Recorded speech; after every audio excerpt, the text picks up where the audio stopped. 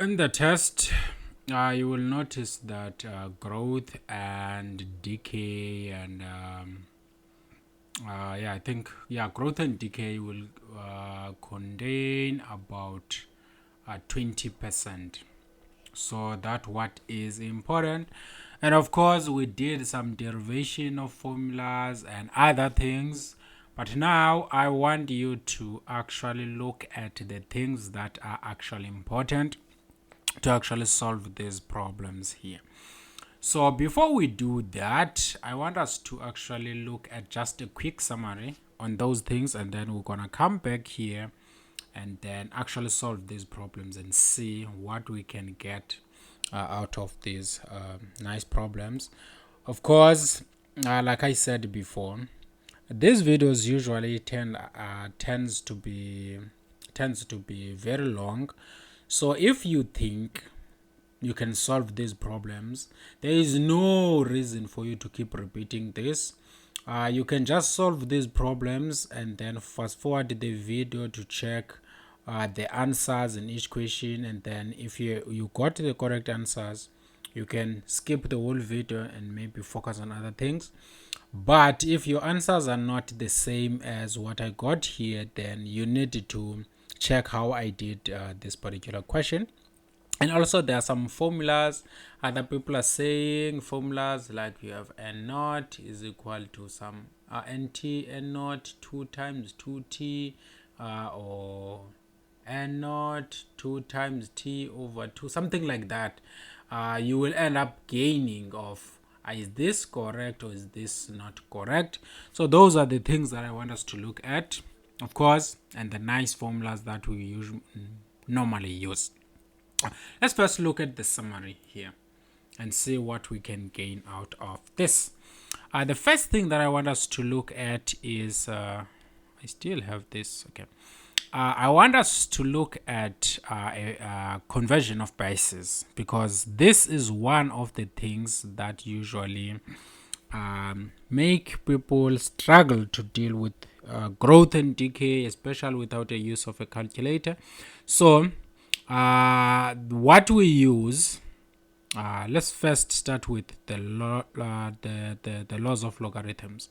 So if I have log base a of a product, I can always get the same answer, log base a of x plus log base a of y. This is law number one.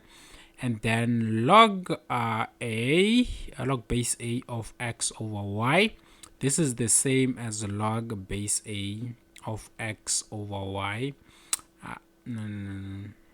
Log base a of x minus log base a of y.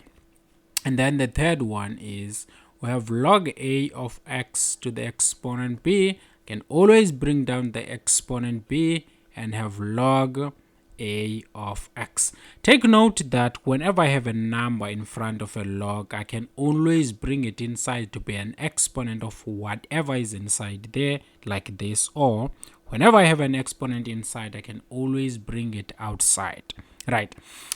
Most people want to make the mistake of saying if I have log a of x squared y, this is the same as 2 log base a of xy. This is not true, because this exponent is not the exponent of everything inside. So this one is actually not true. We can only say this log a of x squared y squared, this one now, because both these two have the same square, so this is going to be log a of x y all squared. And now in this case I can bring 2 in front and then I have my xy. That's the only case whereby you bring this down, when the exponent is the exponent of everything that is inside. Now the fourth one is saying if I have log a of x, this one is the same as log base b of x all over log b of a. And most of the time this is why whenever we have a log some value a of a, this is always going to be 1. As long as this and that we get a 1, is because of this law here. And also the last thing is not a law, is a definition. Log base, if this number here is the Euler number of x, this is always treated as the ln of x. So these are the log rules, and now of course we're gonna use them to actually deal with the conversion of bases. So we'll end up using it for the conversion of bases, right? So that's what we'll end up doing. Now let's look into this. What do we mean by this? Suppose I have my function f of x is equal to a to the exponent x, and of course this one I am assuming that a is bigger than 0, so that this function is an exponential function, and I want to rewrite this with a different base that is not the same as a, right? So basically this I wanted to be b is a different base of a raised to an exponent. So I want to rewrite this in a format that is, I have a base raised to an exponent. Now if you look into this, I have x and x, so these two are equal, and this whole thing is equal to that, which means a and b is actually the same. So I haven't rewritten this with a different base because this b is the same as a. So I need to try something else now. So I decide to multiply by k this b. So if I'm multiplying this by k, this is k times something of this type. And now that I have this, I no longer have a base raised to an exponent, which is what I wanted initially. So I wanted to have a base, but the base to be different in a. So this k cannot be there. So I decide to place my k there. If my k is there now, I'm no longer having a base raised to an exponent. I have base raised to an exponent plus something, which is not what I wanted. I wanted to have a base raised to an exponent. So I end up having my k there. In that case, you will find out that when I have this now, I have a base raised to an exponent, which is what I wanted. Now that I have this, I wanted this one to be rewritten in a form that is a base raised to x, right? So in order for me to do that, I realized that what I want actually, I want to rewrite this thing. Remember that if I have a power of a power, this is the same as just keeping the base and multiplying the exponents. So here I can rewrite this in this format here, which is the same as b to the power k raised to x, or I can say it's b to the power x raised to k. And now if you look into this one acts as a base and this one acts as an exponent, and this one is a base and raised to an exponent. But now I wanted to have a base raised to x so that I have a nice format now that looks like this. So this one is not the right one because k is outside, not x outside. So I end up using this one here. So I have a to the power x is equal to b to the power k all to the power x. And this x and that x, they are the same, which means now this is always the same because this one is taking all the values. So if that is always the case, then this base here must be equal to that base, which is b to the power k. And now making k the subject of the formula, I want to bring this one down. The exponent is down and I have a base here, so I will have a log. The base is going to be b of a. And now using this one here and replacing the value of k, our f of x now, which is equal to a to the power x, is supposed to be equal to b to the power log base b of a times x. And if you look into this is the same as just saying b raised to x, but this x here, remember that this x is multiplying this whole thing, so I can always start with an x and now have a log b of a. So I can always start with that.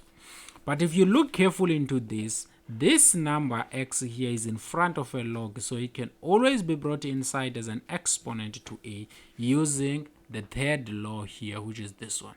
If I have an exponent, I can always bring it down, or if I have a number in front of a log, I can always bring it as an exponent. So here we end up having b raised to log base b of a to the power x. I want you to take note of this. Whenever I have a to the power x, this is the same as b raised to log base b of a to the power x. So here, this is the formula that you need to remember when it comes to change of bases. So this a to the power x is the same as this a to the power x, but this is the same as this whole thing here. So what is inside here is the same as this whole thing here, which means that b and log base b, they cancel, they undo each other. I don't want to say cancel, they undo each other, so that this can be brought down to be equal to that. That's what this actually means, because it's coming from this equation nicely there. Now, suppose that I am saying to you, this is just an example here. The question is saying, rewrite f of x, which is equal to 7x, right, using a base or with base 2.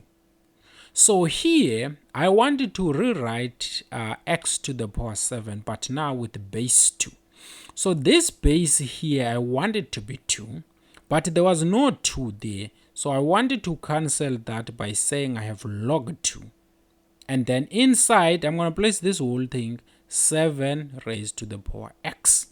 But whenever you have an exponent inside a logger, you can always bring it in front. So here we end up having 2 raised to x log base 2 of 7. And if you look carefully to this, this is the same as 2 raised to log 2 7 of x. So that's what you actually end up with.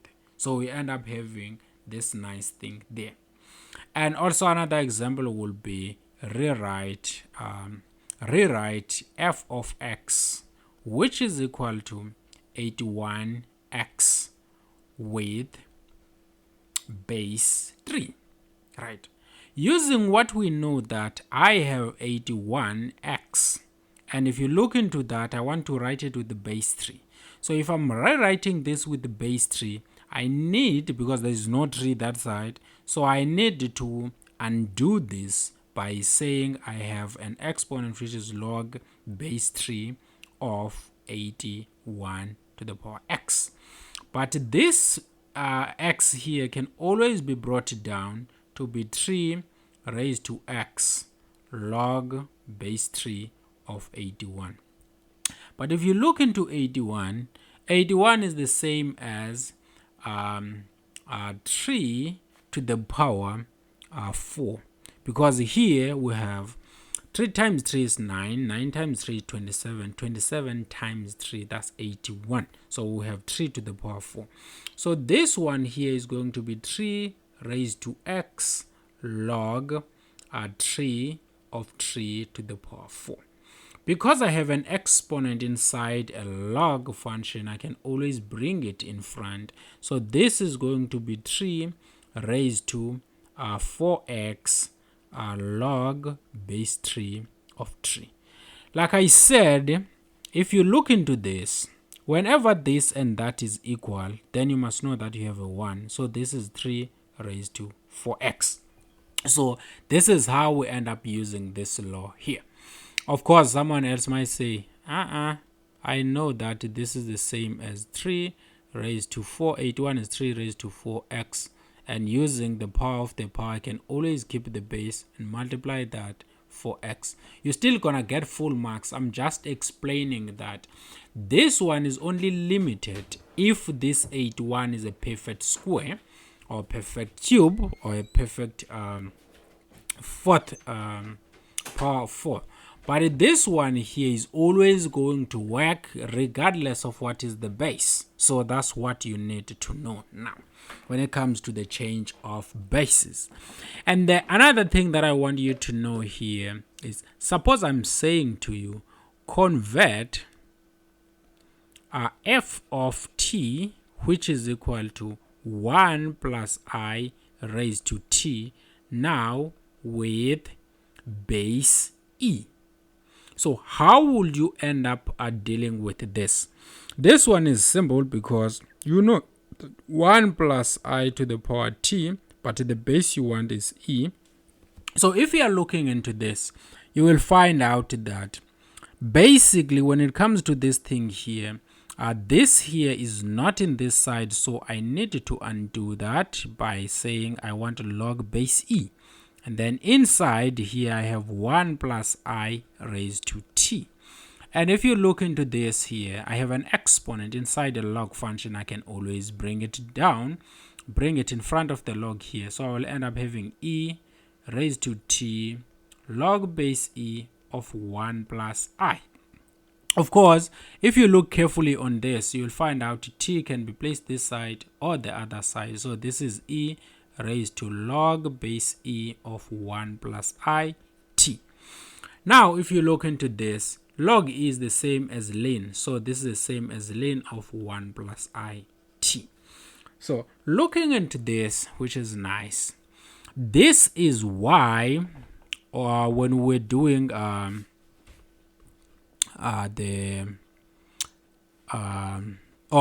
when we're actually doing with this thing of growth and decay, we said that whenever you have 1 plus I raised to t, this one is always the same as nt is equal to n naught e raised to ln of 1 plus I t.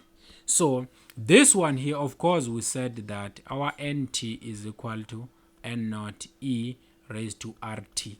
So the value of r is given by that. So this is our r here. But of course, I'm just trying to explain how we ended up getting that. But this one is r, and r is called relative growth rate.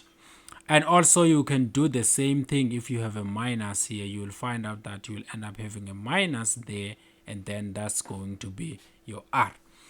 But now let's just summarize some few important things that you really have to know when it comes to growth and decay. I'm not going to derive everything. I just want you to get a summarized version. So this one is supposed to be the summary. Do write summary. Let me just say that. I'm just going to say this one. Hot topics and formulas. These are the formulas you need to remember.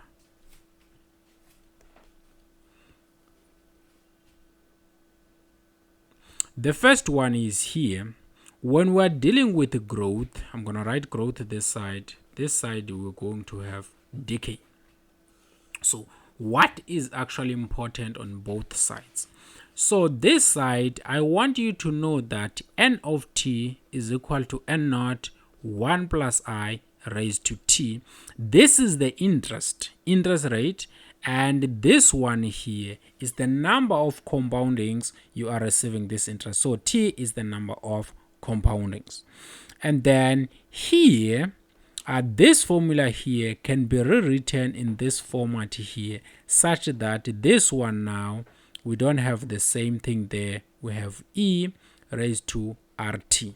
This one is the rate, is a growth constant, or the relative growth rate.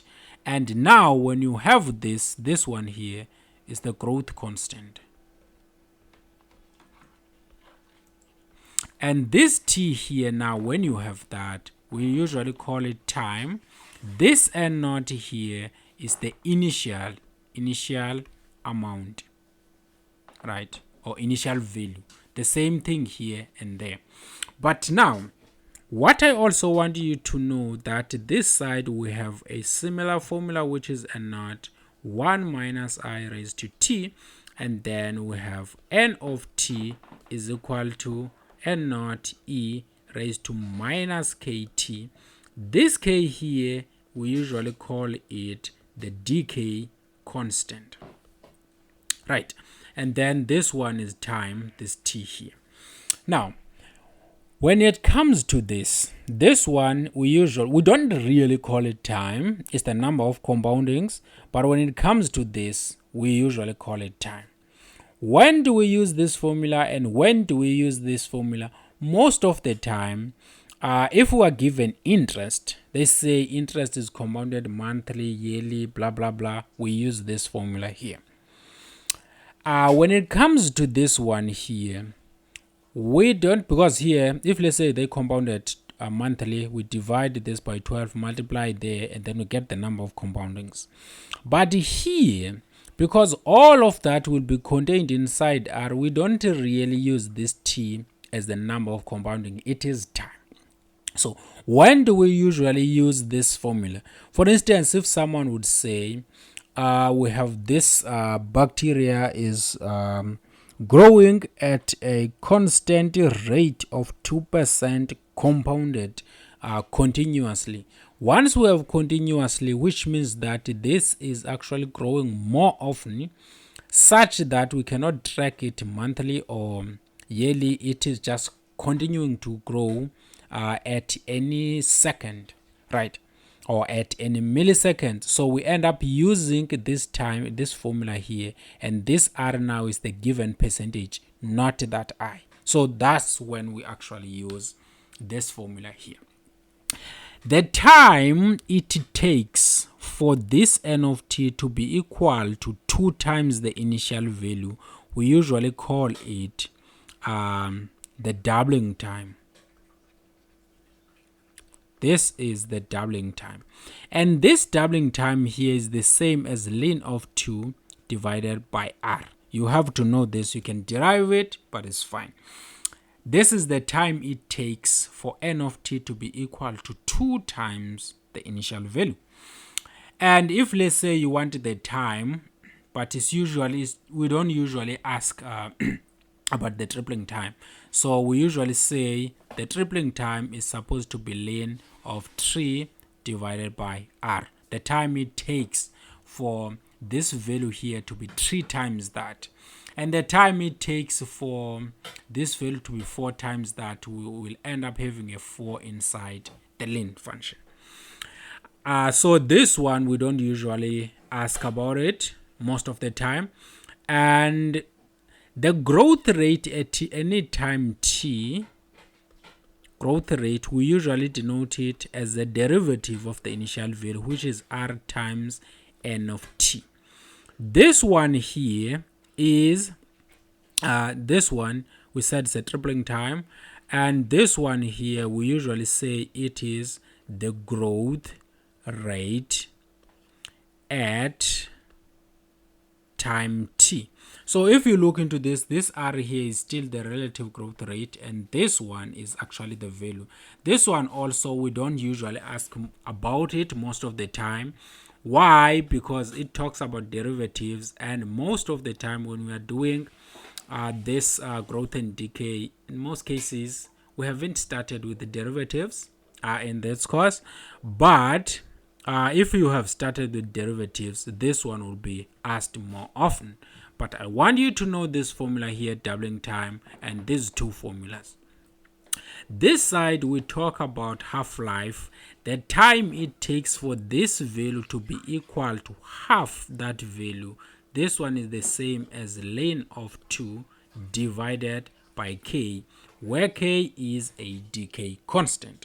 So if you can say you understand these formulas 1, 2, 3, 4, 5, 6, and the last one is whenever you have an exponent a, which is a constant greater than 0, to the exponent x, this is the same as b raised to log b of a to the power x. So if you can keep these 7 formulas with growth and decay, you are actually good to go. And that's all there is to it. Let's take some examples now and see how can we actually apply to these problems. We talked about this and we said that suppose that we have a problem like this. A bacteria culture starts with 500 bacteria. So it starts with 500 bacteria. So what I'm gonna do here, I'm gonna close this like this, or I'm gonna do this here. I'm gonna take this, put it like this, take this one here, put it down here. Yes, so that we can analyze. So here, this problem is saying this is a solution, right? So a bacteria culture starts with 500. So they are telling you that the initial value N0 is 500, and it grows. If it grows, which means that we are in growth and decay. What are the formulas for growth? For only growth. So growth, we know either we're going to use this formula or that formula, right? That's what this thing is saying. We're going to use that formula or that. So we know that it grows at a rate proportional to its size. So it grows. So we either gonna use n of t is equal to n naught, which is 500, 1 plus I raised to t, or we're gonna use n of t is equal to n naught e. Our n naught is 500 here because it's given, e raised to rt, right? They said proportional to its size. If the population doubles, so we have doubles in 3 hours, they are telling us that the doubling time, TD, is equal to 3 hours, right? They are talking about hours here, not minutes. So this TD should be in hours. So we have 3 hours here. I'm going to remove the hour here for now so that I'm left with only units. So I'm only left with the number there. It doubles. Find the expression for the population at any time t and determine how many bacteria will be there after 8 hours. Look here, they are saying that TD is equal to 3 hours. So I know something about TD, that TD is the same as ln of 2 over R. So here I'm gonna end up having, this implies that I'm gonna have 3 over 1 is equal to ln 2 over R. Now, what is the value of R? I'm going to cross multiply here, and then I will end up having 3R is equal to ln 2, or R is equal to ln 2 over 3. So that is the value of R. So let me open this up. Now, you go back to these two equations, this one and that one, and you ask yourself, does this equation have an R? So if this equation does not have an R and you already found your R, don't use this equation, use this equation that have an R, which means now our n of t is supposed to be 500 e raised to ln of 2 divided by 3 times t. So that's what you need to do. And of course, we can play around with this formula here and say that this is the same as 500 e raised to this t here. I'm going to place it to this side here. I will tell you why in a moment. So I'm going to have t divided by 3 times ln 2. So this here is saying that I have ln 2 times t divided by 3, or I can just say t divided by 3 times ln 2, which is the same as that. The reason I am doing that, I want us to see that this whole thing actually is in front of a natural log, so it can be made as an exponent of 2 there. So we end up having equal to 500 e raised to ln of 2 raised to t over 3. Right. Now when you're working this thing out, this ln here is the same. I have 500. I have e. Ln is the same as log base e of 2 raised to t over 3. So log base e and e, they always undo each other or cancel each other, so that we end up having 500 times 2 raised to t over 3. Right. We have that. So this is the formula we're actually having here. This is the formula. I know that most people, they want to jump this step here and say that whenever I have doubling, I know that my n of t is always gonna be the initial value times 2 raised to t divided by the doubling time. You can use this formula, or you can just work this thing nicely using what we know. And the question now continued and talked about something interesting here. We said that find how many bacteria after 8 hours. Now, because we are in 8 hours now, we know that we are looking for n of 8, which is just going to be 500 times 2 raised to 8 over 83. Now, if you are actually using, you're not using a calculator, this is where you actually end. But if you are using a calculator, you would say that 500, because there is no common factor between 8 and 3, so you don't proceed. If there was a common factor, then you were going to proceed. And then we say that this is supposed to be times 2 raised to 8 divided by 3, and then you have that. So this will be, you will end up having 3174.80 blah blah blah. And now if you want to actually find the bacteria, remember that you cannot say I have a half bacteria, I have a quarter of a bacteria. You must have the number of a bacteria. So here, most cases, if let's say you are dealing with a big bacteria problem, you want to make sure that you finish it. The number you're supposed to get here, you round it up and you end up saying you have 3175. So you round up. You don't really round off, you round up, because a point something means that there is some piece of this bacteria. So to make sure that is gone, you need to round up to the nearest whole number. Even if this one here was less, this number here was less than 5, you don't round off, you round up. So this one is the number of bacteria after 8 hours. And then now to proceed with the next question, the next question is just saying, let me put it here. A radioactive decay, okay, here. A certain radioactive substance has a half-life of 5 years. Question you should ask yourself if they are talking about a half-life of 5 years. What do you know about half-life? I know that half-life, they're just saying half-life, so T of H is the same as ln 2 divided by K. That's what I know. And then now they are telling you that is 5 years. So here you have 5 and your T will be in years. So you just find this one, you're just going to use 5. And then this one, you end up having ln 2 divided by K. Even if the question is not asking you about find the value of K or the decay constant, given the half-life, find the value of K. Given the doubling time, find the value of R. And then you just analyze the question here. And then you cross multiply here. You end up having 5K is equal to ln 2. And then you say our K is going to be ln 2 divided by 5. So this is what you have here.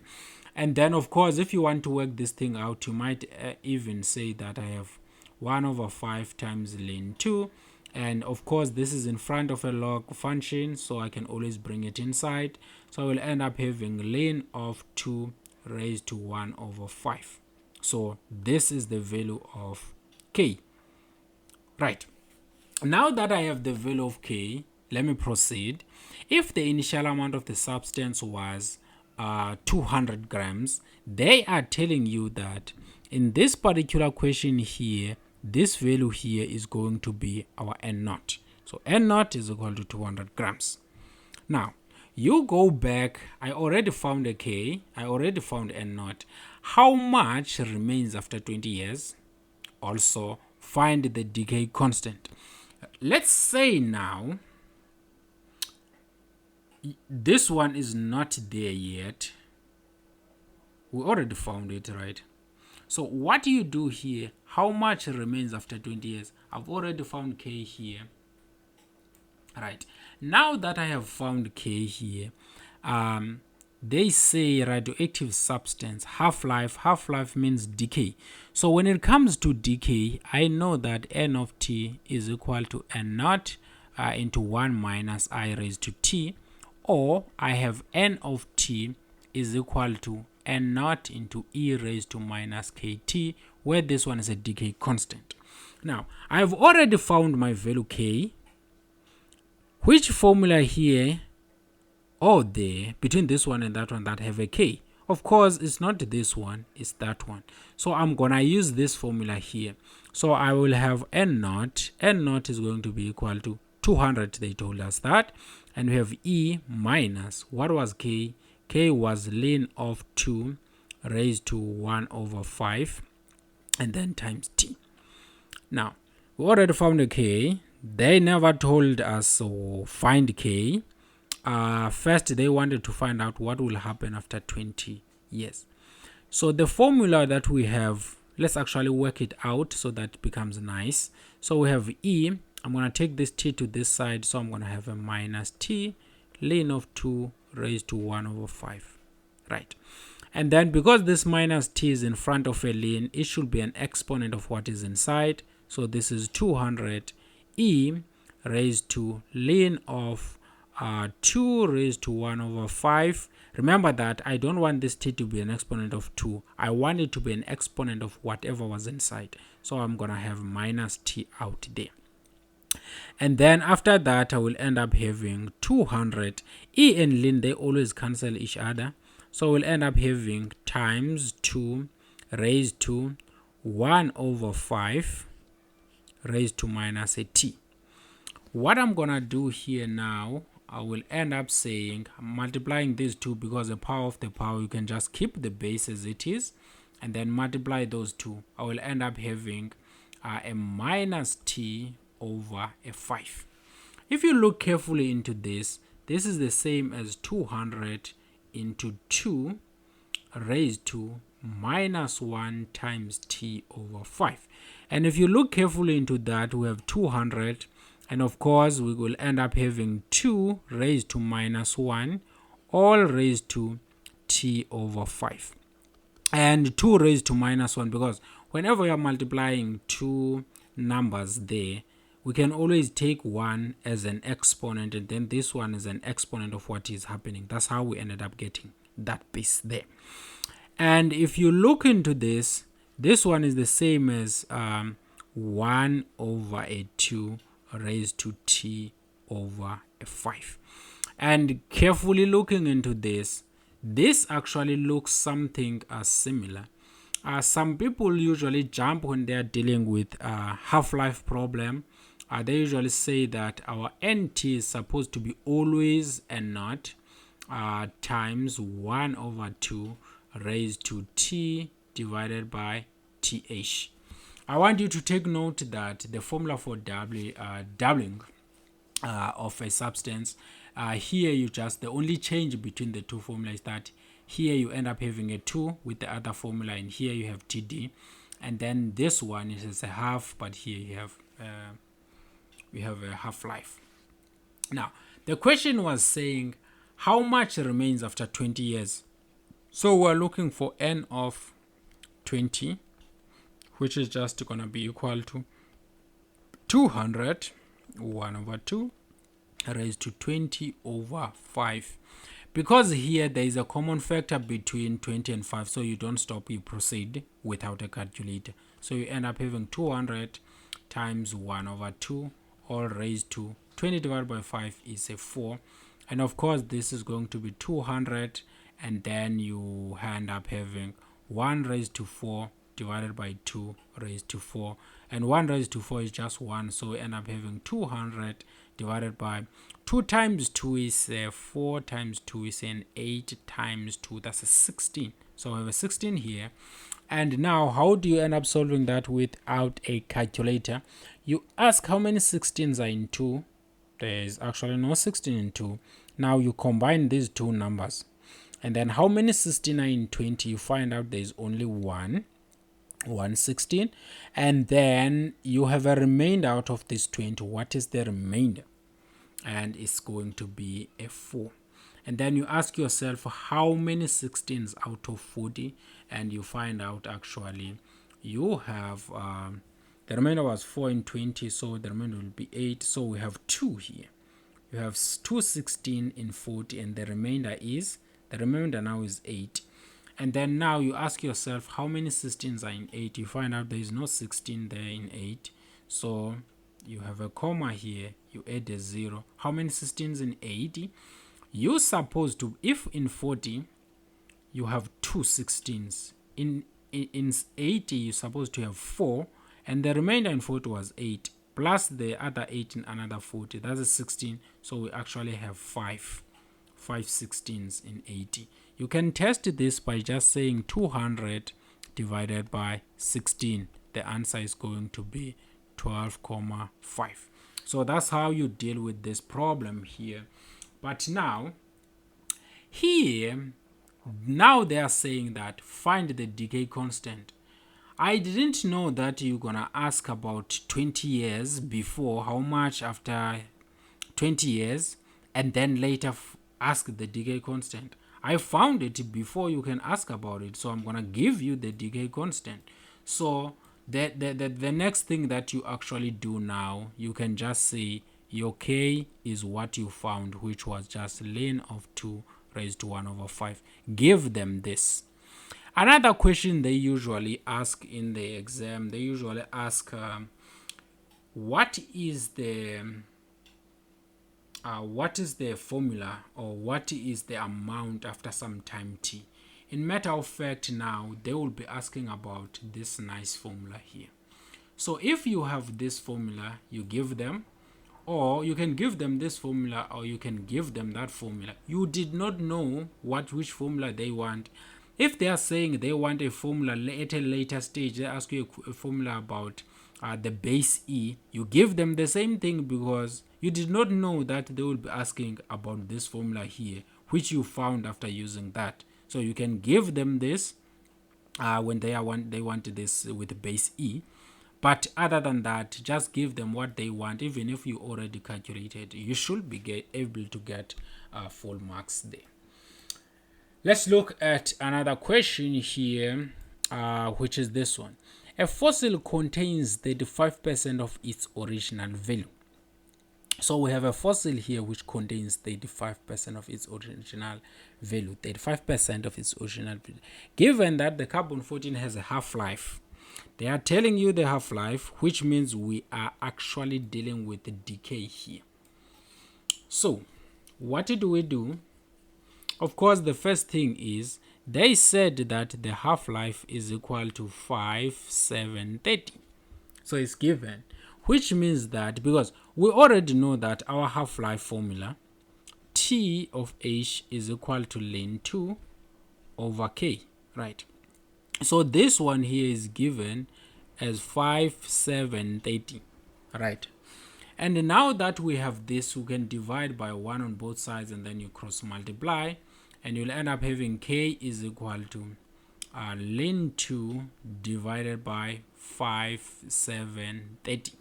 And if you look carefully to this, this is the same as 1 over 5, 7, 30 times ln 2.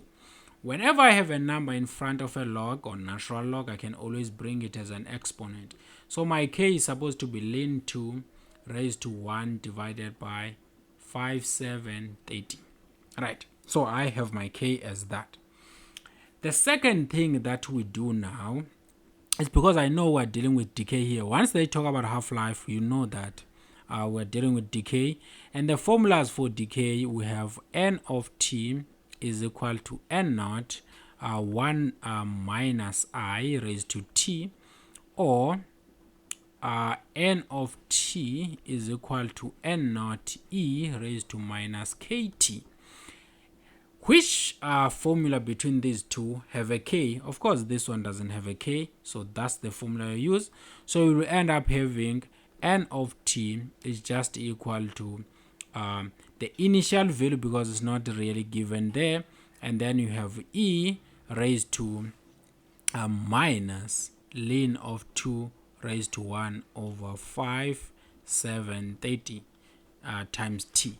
Of course, this is the same as having your n naught, and then you're gonna have e raised to minus t, and you multiply this by ln of 2 raised to 1 over 5, 7, 30.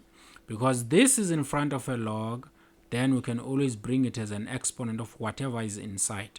So this is going to be e raised to ln, and then we have 2 raised to 1 divided by 5, 7, 30, or raised to minus t.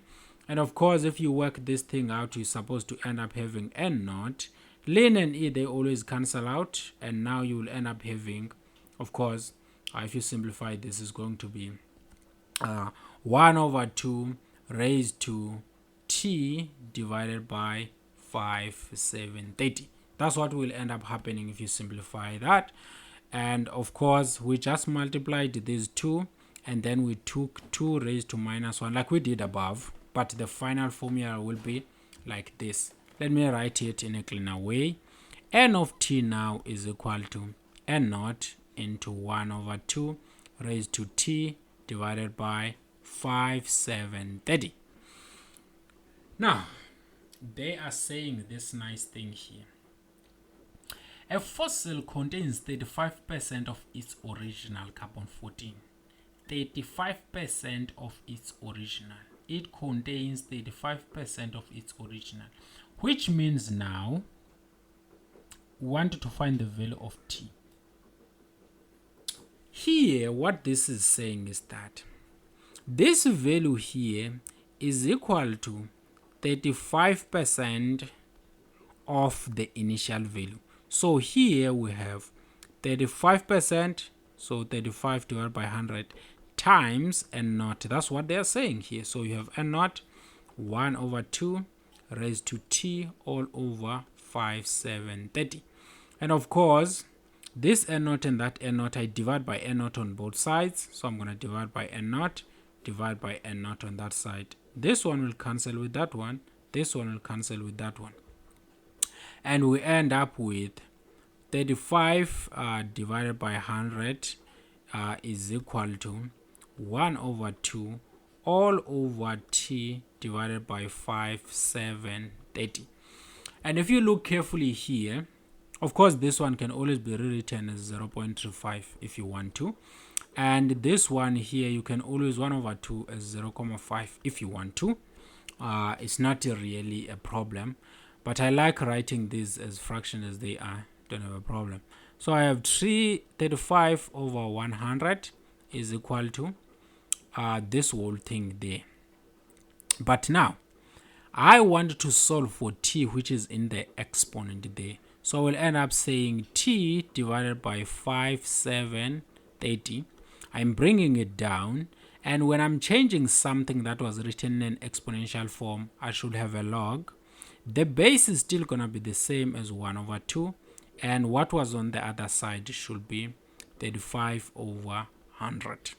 And of course, now my t is just going to be equal to 5, 7, 30 log base 1 over 2 into 35 over 100. So if you look carefully to this, someone might have a different answer here and say that for me, I got my t to be equal to 5, 7, 30 ln of 35 over 100 divided by ln of 1 over 2. Both of these answers are fine. Or someone might say that I got my t to be equal to 5, 7, 30 times log of 35 over 100 divided by log 1 over 2. So all these answers should also be going to the same answer here. Let me try the first one. I still have 5, 7, 30. That's not a 30. That's not a 30. And then here I multiply by log. Base is 1 divided by 2. And then inside I have 35 divided by 100. So the answer I'm getting here is 86 678.50 years, because the half-life was in years. And then here, if I decide to say I have 5730 times, I have now lane, this is the lane function, I have 35 divided by 100, and then I want to divide that by lane. Now I have 1 over a 2. What am I going to get here? I still have 8678.50. So of course here you're still gonna get the same thing here. 78 point. So without a calculator, you're supposed to end here. You don't have to simplify this, you end there. And then another problem will be, we did this one here. Medicine of blood stream, a drug injected in a blood stream at a concentration of 100. So we are injecting here. Let me use this. Do that. I wanted to clean this whole thing here.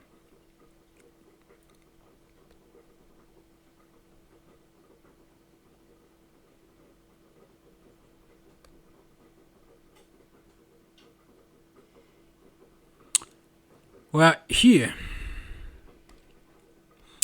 we're saying a patient at a concentration. So at the moment of injecting, we inject 100. So this one here, we are injecting at N0, which is 100. And then now exponential, the drug decays. So it keeps decreasing with a half-life of 4 hours. So half-life means TH is equal to ln 2 over K. And this one, they only tell us is 4. So I have ln 2 divided by K. And solving for K here, we'll end up having K equal to ln 2 over 4. And of course you can simplify this because it is 1 over 4 times ln 2. So our K here is the same as ln of 2 raised to 1 over 4, or the fourth root of 2. That's the ln. 4 hours. How long will it take for the drug to drop below? How long is it gonna take for this to drop there? First question you should be looking at here. When you're dealing with the decay, you know that there are two formulas, and you take the one that have a K because you found it. So you will end up having, doing the same process. Of course, you can do the same process. You will end up having your N0 times 2 raised to T divided by TH. Half-life is supposed to be 1 over 2. Is so that, and then you will end up having the initial value was 100, and then here 1 over 2 T, and then in the value of TH here you will end up having 4. The 4, you will end up having a 4 there. When you're manipulating this out, you'll end up multiplying by minus T, and then this will go down and this 4 will end up here. So this is what you will end up with. And now this is our N of T. And after doing that, how long will it take for the concentration to drop to that? So they're telling us 100, NT is 100, so we want T here is 10, and then you're gonna have T over 4, and then of course I divide by 100 on both sides, this 100 and that 100 cancel out, 110 with 110 there, and now we end up having 1 over 10 is equal to 1 over 2 raised to T over 4. And then of course you can always bring this one down. T over 4 is going to be equal to log, the base was 1 over 2, and then you're going to have 1 over 10 here, and then of course your T is going to be 4 log base 1 over 2 into 1 over 10. You're going to have this, or you will end up having, someone else might end up having T is equal to 4 log base 2, and then inside they have a 10. So this is still gonna give you the same answer. Someone else might end up having with T. What I did here, I changed this with a negative. I changed that with a negative, and then that negative factored out. So, or took this using log 4 of the log, and then I choose a different base. I choose a different base, and when you're looking into that, you end up having something of this kind. Or someone might say we have 4 ln of 10 divided by ln of 2, or t is equal to 4 ln of 1 over 10 divided by ln of 1 over 2. Whatever you do here, that's going to be t for this particular question here. Continuously compounded. A bank offers an annual interest rate at 6% compounded continuously. If you invest 100, how much will it be in the account after 10 years? Remember now that they said at an annual interest, right? Compounded continuously, this actually converts it to be our R. So now we are looking for N of 10, which is supposed to be initial amount is going to be 100, and then E raised to 0.06 times T, which is 10. That's what we are looking for here. It's not that hard, and then you punch this in a calculator. Let me rewrite it in a nicer way.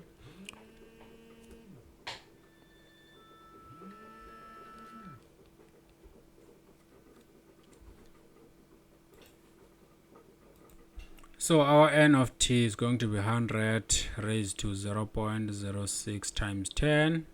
If you punch it in a calculator, we end up having this nice thing here. That's how you actually solve these problems. Of course, if we want more, we can deal with these problems here.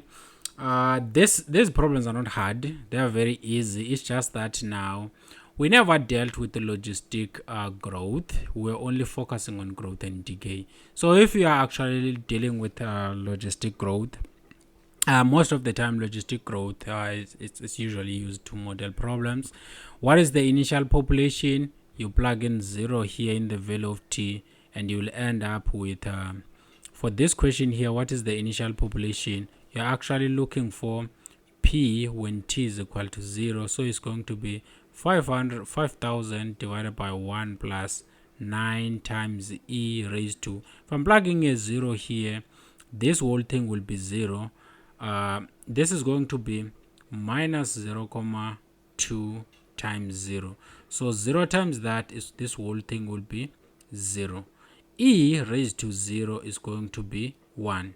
1 plus 9 is 10. So we're going to have 5,000 divided by 10.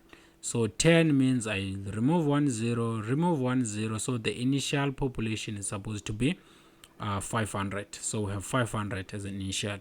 What is the carrying capacity?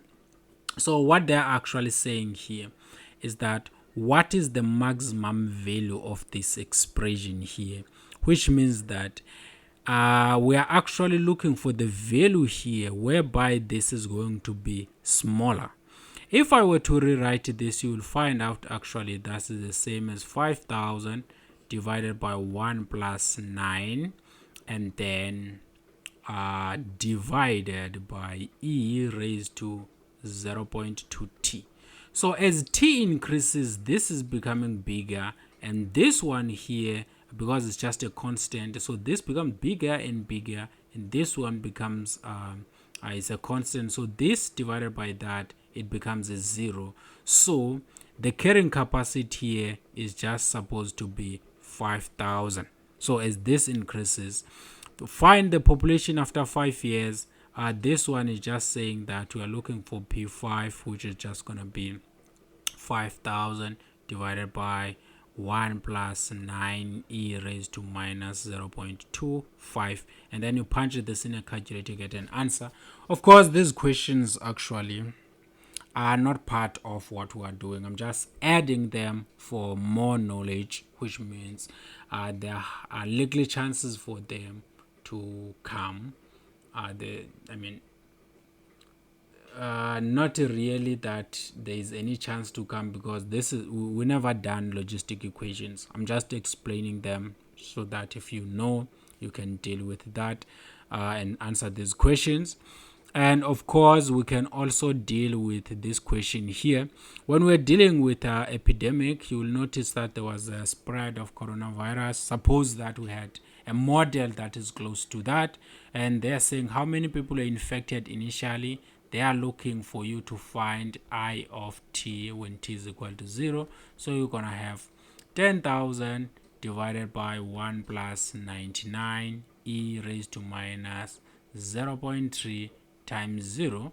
Of course, this is going to be 10,000 divided by this one here will end up becoming 0 times this is going to be 0. E raised to 0 is going to be 1. 99 times 1 is 99, and then 99 plus 1 is going to be 100.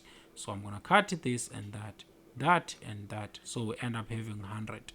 So the initial population is 100, or people who were initially infected, so it's going to be 100. And now there's how many people will be infected after 10 days. So after 10 days, of course, what they are saying is that at the value of t, plug in t. So here we're just going to have 10,000 divided by 1 plus 99 e raised to minus 0.3 times 10. And then you punch this in a calculator and you get your answer. And what is the maximum value of people that can be infected?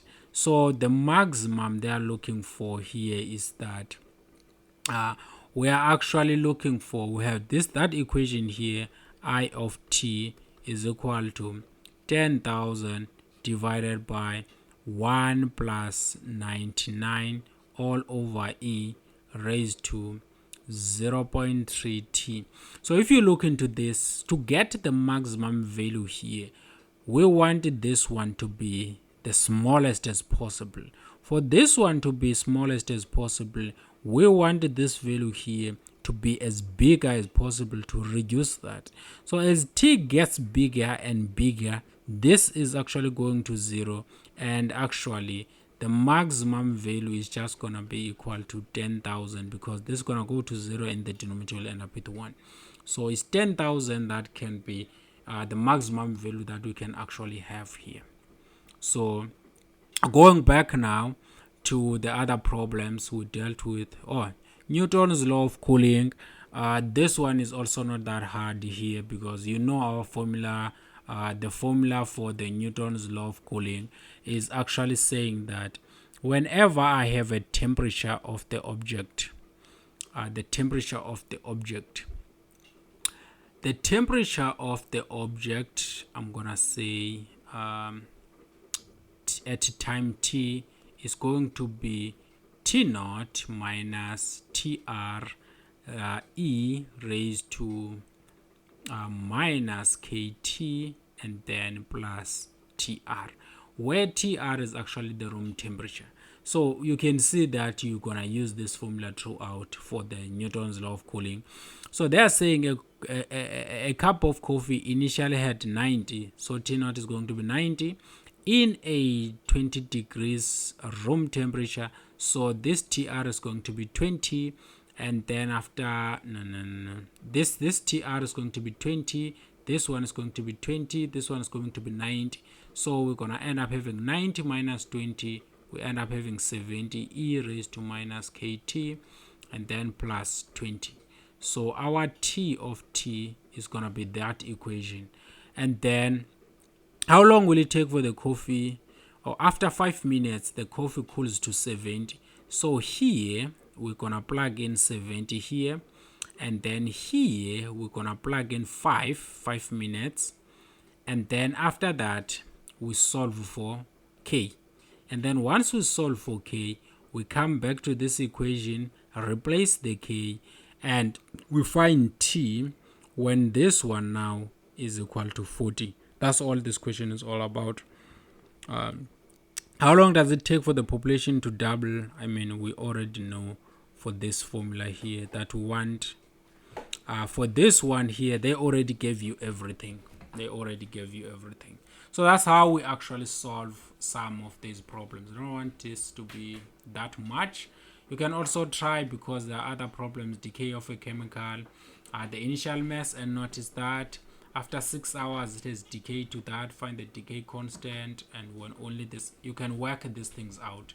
I think we tried to illustrate on how we actually deal with these problems. So that will be all when it comes to the growth and decay summary.